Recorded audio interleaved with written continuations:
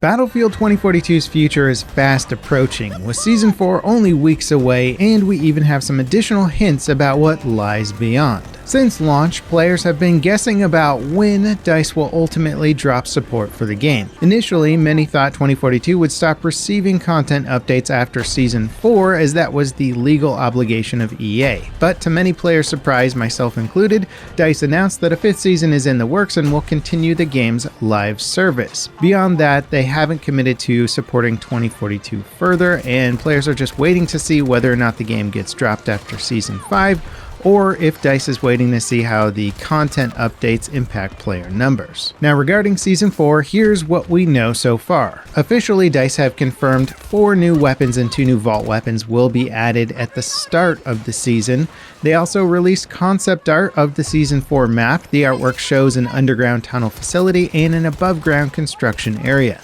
It's supposedly much more infantry focused. 2042 has yet to give players the infantry-only map design that many have requested, and instead have supplemented with custom mode rotations that offer infantry-oriented combat, but give players a less consistent experience compared to past games. The concept art looks a lot like an opened-up version of Operation Metro, with sort of a firestorm-looking combat area above. DICE has described the map as linear, so it seems like there may be a directed progression from above ground to below ground or vice versa. We're also getting a rework of Discarded with Season 4. The teaser image for the rework shows fleshed out cover on top of the map's main ship area, and I personally hope that we see a substantial change to this map along the lines of what we saw with Breakaway's rework, which removed entire objectives to new areas of the map. Now, as for weapons, DICE only confirmed the quantity of new guns coming to the game, not what they're going to be. That said, data miner Temporal has released several updates detailing what has been tucked away in the game's files. There's the RPT-31 LMG, which is likely based on the RPL-20. Then the AC-9 SMG will feature a compact design and hydraulic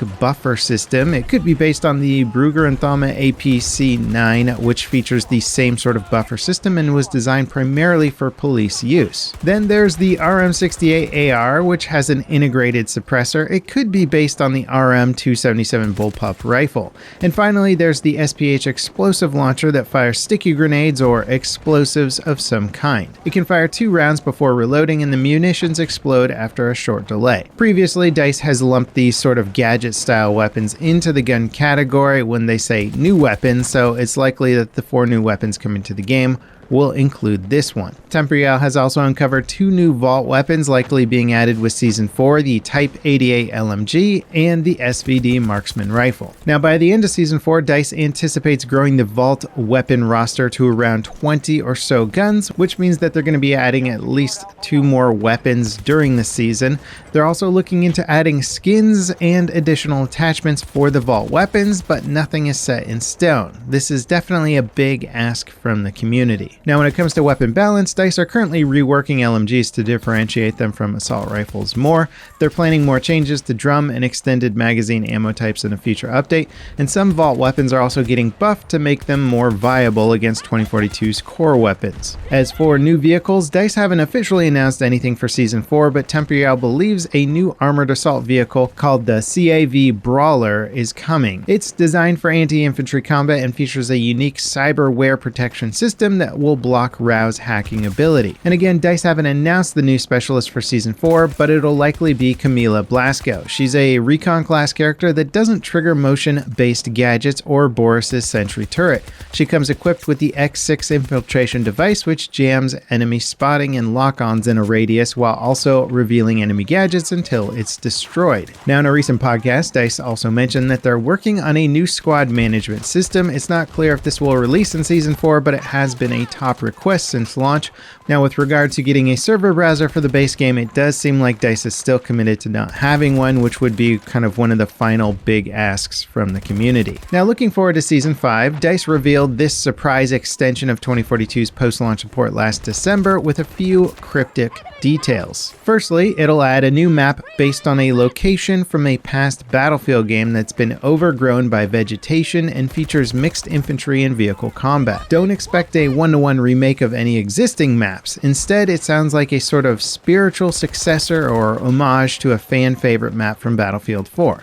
My fingers are crossed for an overgrown version of Siege of Shanghai. They also said that Season 5 will offer a similar amount of content as Season 4, but without a new specialist. So between these two updates, we could be getting 8 new guns, 8 new portal weapons, and at least 2 new vehicles. One thing that DICE really hasn't addressed with a more concrete answer is the future of Portal. They haven't added or announced a single new Portal map, and in general, the mode has taken a backseat to the base game updates, which are small on their own. Now, beyond Season 5 is where things start to get really murky. Is DICE waiting to see how the player numbers respond to their support of the game? For me, I think they've done enough quality of life fixes to be able to grow the game. Sure, I'd like to see a server browser or better front-end UI for joining populated modes and other small quality of life improvements, but for the most part, the game is in a pretty solid state. However, the rate of content deployment has been insanely slow, slower than any other Battlefield game over the past 10 years, and I don't think DICE is going to be able to grow the player base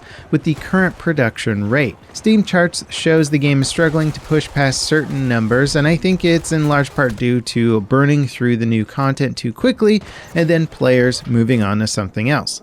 I hope DICE plans to at least test this theory and inject multiple new maps in a season to excite players more and see how that affects player retention. Now, I would generally say that I expect DICE to drop support for the game after Season 5. Then again, I said the same thing about Season 4, so I hope DICE surprises me again on this front. The company has gone through a massive shakeup over the past year plus, with new leadership, big names coming on board like Vince Zampella and Marcus Leto, and the formation of brand new studios. And with that news being pretty excited for the average fanboy of the franchise, it would be even better if this quote-unquote new DICE supported their current game right up to the launch of the next title. That's my dream scenario. Maybe it's a dream, maybe it could be reality. It would be very cool to see them announce a Season 6 and commit to say 2 to maybe even 3 new maps. Now, when it comes to the immediate future, DICE is launching an update tomorrow, 3.2.1.